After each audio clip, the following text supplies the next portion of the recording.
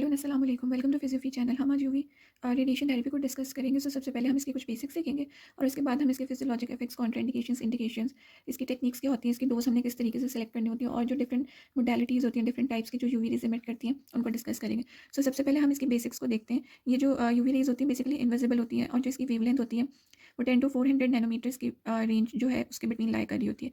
अब अगर हम इलेक्ट्रोमैग्नेटिक स्पेक्ट्रम की बात करते हैं तो जो यूवी रेज होती हैं वो विजिबल लाइट और एक्सरे के बिटवीन लाई कर रही होती हैं, ठीक है। और इसकी जो टाइप्स होती हैं बेसिकली हमारे पास 3 टाइप्स की एग्जिस्ट करती हैं। यूवी ए है, यूवी बी है और यूवी सी है, ठीक है। इन तीनों की जो है ना डिफरेंट रेंजेस होती हैं। अगर हम यूवी ए की बात करते हैं तो ये जो है ऑलमोस्ट 315 टू 400 नैनोमीटर की रेंज होती है और अगर हम बी की बात करते हैं तो ये 280 टू 315 की रेंज के बिटवीन होती है और अगर हम यूवी सी की बात करते हैं तो ये बिलो जो है 280 जो है इसकी रेंज होती है नैनोमीटर, ठीक है। अब इनिशियली हमारे पास क्या होता है कि हमारे पास ये स्कैन है, ठीक है। तो जो स्किन होती है ना वो एज अ बैरियर एक्ट कर रही होती है और जो ये यूवी रेज की जो बेसिकली पेनिट्रेशन है ना सेलुलर लेवल तक उसको प्रिवेंट करती है और स्किन जो है इसको एब्जॉर्ब कर लेते हैं। जब हम जब भी किसी सोर्स के थ्रू जो है यूवी रेज जो है एमिट करेंगे तो स्किन जो है ना उसको एब्जॉर्ब करती है। अब जब होता क्या है कि जब ये एब्जॉर्ब बहुत ज़्यादा इसकी जो इंटेंसिटी हाई हो जाती है ना तो ये जो एब्जॉर्प्शन है ना ये सेलुलर लेवल तक जो है ना ये रीच कर जाती है। उसकी वजह से क्या होता है कि हमारे पास डैमेज आता है और वो जो डैमेज है ना ये 2 फैक्टर्स पे डिपेंड कर रहा होता है। ईदर के वेवलेंथ क्या है, जैसे कि हमने देखा था कि 3 टाइप्स की वेवलेंथ एग्जिस्ट कर रहा था और जो दूसरा है कि एब्जॉर्प्शन कितनी हुई है, कि मिनिमम है, मॉडरेट है या मैक्सिमम है, ठीक है। और अब अगर हम देखते हैं कि ये दोनों फैक्टर्स बेसिकली हम इनको डिस्कस क्यों करें। हम सपोज़ अगर हम बी और सी टाइप की बात करते हैं, बी और सी की बात करते हैं, तो इसकी जो एब्ज़ॉर्प्शन है ना ये इनिशियली सिर्फ एपिडर्मिस के लेवल तक होती है। लेकिन अगर हम ए की बात करते हैं, यूवी ए की, तो उसकी जो एब्ज़ॉर्प्शन है वो डर्मिस के लेवल तक होती है। तो उस वजह से हमने बेसिकली सर्टेन कंडीशंस में देखना होता है कि हमें कितनी एब्ज़ॉर्प्शन चाहिए और किस वेवलेंथ की जो है हमने यूवी रेडिएशन जो है वो यूज़ करनी है, ठीक है। अब इसके बाद तो अब हम यूवी रेडिएशन जो है इसके फिजियोलॉजिक इफेक्ट्स की तरफ मूव करते हैं, ठीक है। इसमें जो हमारे पास सबसे अच्छा जो फिजियोलॉजिक इफेक्ट्स है ना ये नेगेटिव भी है, मीन कि किस तरीके से ये जो रीज़ है ये हमारी जो बॉडी को हार्म कर रही है और कुछ पॉजिटिव भी है। तो जो सबसे पहला इसका फिजियोलॉजिक इफेक्ट हमारे पास है वो कैंसर रिलेटेड है कि ये जो यूवी रेज़ होती है ना ये कार्सिनोजेनेसिस कॉज़ करती हैं, ठीक है। ये हमारे पास कार्सिनोजेनेसिस कॉज़ करती हैं। सॉरी, इग्नोर द स्पेलिंग्स, ठीक है। कार्सिनोजेनेसिस हमारे पास करती है और इसमें जो मेजरली जो रेज़ इन्वॉल्व होती है वो हमारे पास यूवी बी और यूवी सी इन्वॉल्व होती है। अब ये क्या करती है रेज़ कि जो डीएनए होता है ना सेल के अंदर, ये उसकी जो है ना जो सेल रेप्लिकेशन होती है उसको जो है स्टॉप करती है या उसको हिंडर कर देती है, ठीक है। रेप्लिकेशन जो हमारे पास होगी उसको ऑल्टर कर देगी। उसकी वजह से क्या होता है कि जो हमारे पास नॉर्मल जो प्रोसेस होता है ना वो एब्रप्टली होने लग जाता है। अब अगर हम बात करते हैं जो हमारे पास सबसे कॉमन एग्जांपल है यूवी रेज़ की, वो सन जो है उसको हम यूनिवर्सल कार्सिनोजन कह रहे होते हैं। अब हमने ना इसमें एक प्रिकॉशन ये लेना होता है जब भी हम जो है यूवी रेडिएशन दे रहे होते हैं कि हमने जो ट्रीटमेंट टाइम है ना वो 4 वीक से प्रोसीड नहीं करना, ठीक है। क्योंकि फिर हमारे पास साइड इफेक्ट्स आने लग जाएँगे। इसके अलावा हम अगर तो है इसके ये जो साइड इफेक्ट्स हैं इसको रिड्यूस करना चाहते हैं तो हम जो है जो हमारे ट्रीटमेंट सेशंस होंगे ना उनको शॉर्ट कर देंगे ताकि जो हमारे पास एक्सपोज़र है वो कम हो और जो इफेक्ट है वो मैक्सिमम अचीव हो, ठीक है। अब हम जो है इसकी सेकंड फिजियोलॉजिक इफेक्ट की तरफ मूव करते हैं, वो बेसिकली इरिथमा से रिलेटेड है। इसमें हमारे पास बेसिकली क्या होता है कि जब भी हम यूवी रेडिएशन जो है अप्लाई करते हैं या जो है स्किन को एक्सपोज करते हैं यूवी रेडिएशन के अंडर, तो हमारे पास इरिथमा कॉज होता है जो कि स्लाइट रेडनिंग जो होती है स्किन की वो होती है, ठीक है। अब हमारे पास ये कब एक्सपीरियंस होता है जब हम जो है वेवलेंथ जो है वो 315 नैनोमीटर से बिलो की यूज़ करेंगे तो हमारे पास इरिथमा होगा, ठीक है। अब हमारे पास क्या होता है कि जब हमने यूवी रेज को एक्सपोज बेसिकली स्किन को एक्सपोज किया यूवी रेज के अंडर, तो हमारे पास क्या होगा कि हमारे पास सेल का जो है ना डैमेज होगा। अब ये जो डैमेज होता है ना सेल का, इसकी वजह से हमारे पास हिस्टामिन लाइक सब्सटेंसेस रिलीज़ होते हैं और ये जो हिस्टामिन लाइक सब्सटेंसेस होते हैं ना ये बेसिकली एपिडर्मिस और डर्मिस, एपिडर्मिस के लेवल पे और डर्मिस के लेवल पे दोनों जगह रीच कर जाते हैं और इन्होंने क्या करना होता है कि ये जो है ये दोनों एक्यूमुलेट कर जाते हैं।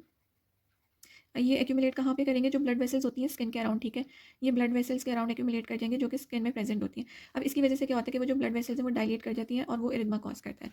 अब इसकी ये जो इरिथमा होता है ना इसकी वजह से जो है हम यूवी रेज की जो डोज है ना उसको क्लासीफाई करते हैं। लेकिन ये जो क्लासिफिकेशन होती है बेसिकली 4 टाइप्स की हो रही होती है, ठीक है। इसको हम अभी डिस्कस करते हैं। अब इरिथमा को रिड्यूस करने के लिए ना हमने बेसिकली एक अप्रोप्रिएट जो है ना डोज जो है यूवी रेज की वो हमने सेलेक्ट करनी होती है। तो उसके लिए हम क्या करते हैं, जो इरिथमा होता है ना हम उसको 4 टाइप्स में क्लासीफाई करते हैं।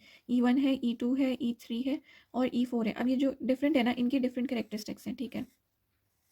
अब अगर सबसे पहले हम जो है ई1 की बात करते हैं तो इसका जो सबसे पहले हम डिस्कस करते हैं लेटेंट पीरियड को। इसका जो लेटेंट पीरियड बेसिकली कि जब हमने यूवी रेज अप्लाई की और जब सिम्टम्स जो है शो हुए, सिम्टम्स क्या, जब इरिथमा जो है अपीयर हुआ, तो इसमें जो ई1 जब हम डोज देते हैं ना तो इसमें अप टू 12 आवर्स लग जाते हैं इरिथमा शो होने में। जबकि अगर हम ई2 की बात करते हैं इसमें हमें 4 टू 6 आवर्स लगते हैं और अगर हम ई3 की बात करते हैं इसमें 1 टू 4 आवर्स लगेंगे और ई4 भी जो है सेम होता है, इसमें भी 1 टू 4 आवर्स लगते हैं। अब इसकी जो अगर हम अपीयरेंस की बात करते हैं इरिथमा की, इसमें स्लाइटली अपेयर करेगा, बेसिकली स्लाइट पिंक होगा। और ये जैसे-जैसे डोज़ हम इंक्रीज़ करेंगे ना, तो इसकी जो अपीयरेंस है ना E4 तक आते-आते ब्लिस्टर्स की फॉर्म में ये जो है अपीयर करेगा। यहाँ पे रेड की फॉर्म में अपीयर कर जाएगा और यहाँ पे मार्क्ड हो जाएगा। इसी तरीके से अगर हम पिगमेंटेशन की बात करते हैं, तो अगर जो है हम E1 डोज़ दे रहे हैं, तो उसमें हमारे पास पिगमेंटेशन नहीं होगी। लेकिन जिस तरीके से हम अगेन डोज़ इंक्रीज़ करेंगे, तो हमारे पास E3 और E4 पे मार्क्ड पिगमेंटेशन होगी। और एक और फैक्टर अगर हम डिस्कस करते हैं डिस्क्रिमिनेशन, बेसिकली जो पीलिंग होती है स्किन की, उसके रिलेटेड अगर हम डिस्कस करते हैं, तो वो भी जैसे-जैसे हम डोज़ जो है वो इंक्रीज़ करेंगे ना, तो इनिशियली E3 और E4 के लेवल पे जो है हमें स्किन की पीलिंग जो है वो नज़र आएगी। अब ये जो पीलिंग है, ये भी बेसिकली यूवी रेज़ जो हम एक्सपोज़ करते हैं स्किन को, तो ये भी एक फैक्टर होता है जिसको हम अभी आगे जाके डिस्कस करते हैं, जो उसकी जो है इफ़ेक्ट को जो है ना वो ऑल्टर करता है। ठीक है। अब हम जो है इसका थर्ड फिजियोलॉजिक इफ़ेक्ट डिस्कस करते हैं, जो कि बेसिकली पिगमेंटेशन से रिलेटेड होता है।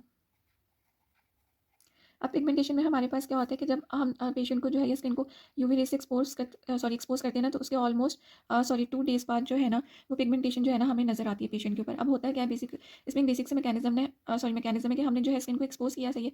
उसने क्या किया, जो हमारे पास मेलानोसाइट्स होते हैं स्किन के अंदर, ठीक है? वो जो है उसकी स्टिमुलेशन होती है और वो जो है मेलानिन प्रोड्यूस करते हैं। अब ये जो मेलानिन है, ये बेसिकली पिगमेंटेशन में इन्वॉल्व होता है। अब जब कंटीन्यूअस एक्सपोजर होगा यूवी रेज़ का, तो ये जो मेलानिन है ना, ये एक अम्ब्रेला सी बना लेंगे जो न्यूक्लियस होता है ना सेल का, उसके अराउंड। अब उसकी वजह से क्या होता है, जो हमारे पास पेनिट्रेशन होती है ना फर्दर यूवी रेज़ की, वो हमारे पास रिड्यूस हो जाती है। सो बेसिकली अगर हम इसको ईज़ी वर्ड्स में बोलें, जो पेनिट्रेशन है वो इन्वर्सली जो है सॉरी जो पेनिट्रेशन है वो इन्वर्सली जो है वो रिलेटेड है इन्वर्सली रिलेटेड है यूवी रेज़ के साथ। और यूवीबी रेज़ अगर हम स्पेसिफाई करें, तो जो हमारे पास बी टाइप की रेज़ है, उसके साथ जो है ये इन्वर्सली रिलेटेड है, ठीक है। तो अब हम जो है इसके फोर्थ फिजियोलॉजिक इफेक्ट की तरफ मूव करते हैं। इसमें हमारे पास क्या होता है, जो हमारे पास एपिडर्मिस होती है। एपिडर्मिस मतलब कि जो स्किन की लेयर होती है वो थिक हो जाती है। हमारे पास क्या होता है, जो बेसल लेयर होती है ना एपिडर्मिस की, उसका भी अगर हम स्पेसिफाई करते हैं, जो स्ट्रेटम कॉर्नियम वाला पार्ट होता है वो थिक हो जाता है। ऑलमोस्ट 3 टाइम्स जो है वो उसकी जो थिकनिंग हो जाएगी, ठीक है। और इसकी वजह से क्या होता है, जो हमारे पास यूवी रेज़ की जो पेनिट्रेशन है ना, वो रिड्यूस कर जाती है। यूवी रेज़ की जो पेनिट्रेशन होगी वो रिड्यूस कर जाएगी। अब इसकी वजह से क्या होगा कि जो भी फिजियोथेरेपिस्ट होगा उसको उसकी डोज़ इंक्रीज़ करनी पड़ेगी। अब इसका हमारे पास सर्टेन क्राइटेरिया होता है। अब हमने देखा था कि हमारे पास 4 टाइप्स की डोज़ थी। अब सपोज़ अगर E1 है, E2 है और E3 है। अगर हम E1 की बात करते हैं, इसको हम 25% इंक्रीज़ करेंगे। इसी तरीके से अगर हम E2 की देखते हैं, तो इसको हम 50% इंक्रीज़ करेंगे और E3 जो है इसको 75% हमने इंक्रीज़ करना है। अब जो E4 डोज़ है ना, इसको हम अवॉइड करते हैं। इसको हम अवॉइड क्यों करते हैं? क्योंकि ये हार्मफुल होता है। लेकिन अगर अल्सर है या ओपन वुंड है, तो हम इसको उस कंडीशन में जो है प्रेफर कर सकते हैं, ठीक है।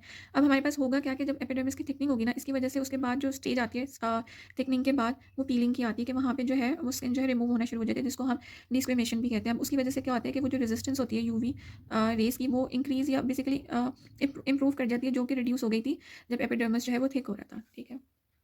अब हम इसके फिर फिजियोलॉजिक इफेक्ट को देखते हैं। बेसिकली ये जो यूवी रेज़ होती हैं, विटामिन डी की जो सिंथेसिस है ना, उसको इंक्रीज़ करवा रहा होता है। इसमें हमारे पास क्या होता है, हमारे पास सीबम में बेसिकली हमारे पास जो है 7 डिहाइड्रो कोलेस्ट्रॉल प्रेजेंट होता है। ये जो है ये कन्वर्ट होता है विटामिन डी में। और ये जो ये विटामिन डी में कन्वर्ट हो जाता है स्किन के अंदर, और इसकी वजह से हमारे पास क्या होगा कि जो कैल्शियम की एब्जॉर्प्शन है वो इंक्रीज़ कर जाएगी।